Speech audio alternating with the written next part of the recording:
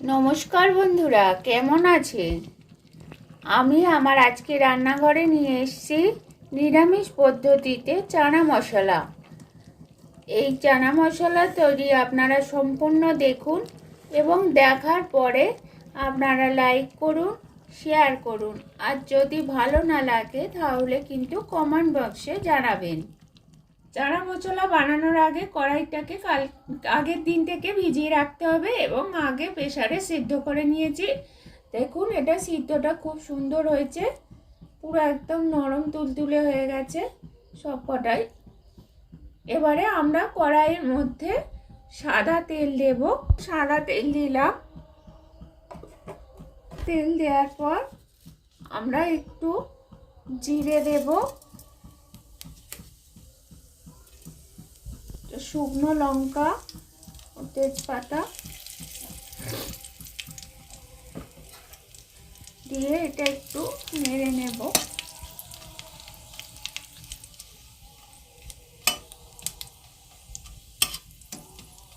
এটা নেড়ে নেওয়ার পর আমরা আদা বাটাটাকে দিয়ে দেব।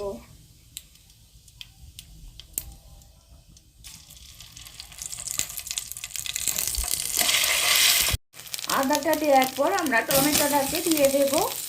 টমেটো দিয়ে আমরা টমেটোটাকে একটু ভালো করে নেড়ে নেব যাতে টমেটোর কাঁচা গন্ধটা না ছাড়ে।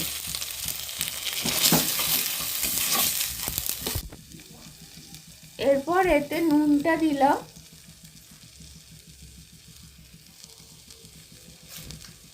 নুন দেওয়ার পর একটু দেব একটু হলুদ,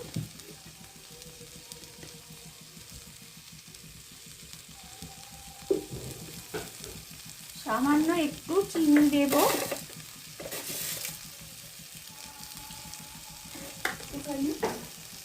লঙ্কা গুঁড়ো দিয়ে দেব,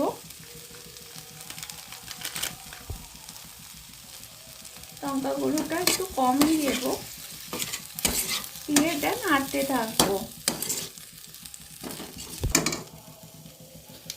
এতে একটু চানা মশলা দেব। চানা মশলা দিয়ে একটু ভালোভাবে আরো একটু নেড়ে নিচ্ছি। নেড়ে নেওয়ার পর আমরা টক দইটাকে ম্যারিনেট করে রেখেছি মশলা দিয়ে, সেইটাকে ঢেলে দেব। মশলাটা ভাজা হয়ে গেছে, এবার আমি টক দইটা এতে ঢেলে দেব। টক দইটা ম্যারিনেট করে রেখেছি, এটা দিলে গ্রেভিটাও খুব সুন্দর হবে। টক দইটা দিয়ে ভালো করে নাড়বো, বেশ একটু নেড়ে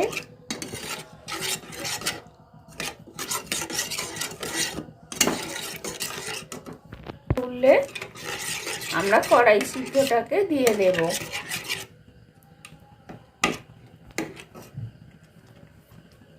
মশলাটা ঠিকঠাক তৈরি হয়ে গেছে, এরপর আমরা কড়াইগুলো এর মধ্যে ঢেলে দিলাম।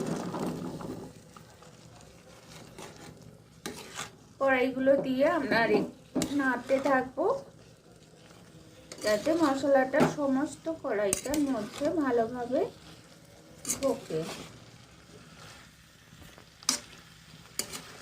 মশলার সাথে কড়াইটা ভালোভাবে কষা হয়ে গেছে, আমরা এবারে এতে একটু জল দেব পরিমাণ মতো। জল দেওয়া হলো। জল দেওয়ার পর আমরা এটা চাপা দিয়ে একটুখানি ফুটিয়ে নেব। চাপা দিয়ে দিলাম। চাপা দিয়ে কিছুক্ষণ ফোটার পর তারপর আমরা এটা খুলবো। আমরা চাপাটা খুলে দেখব। এবারে দেখুন খুব সুন্দর এটা তৈরি হয়ে গেছে।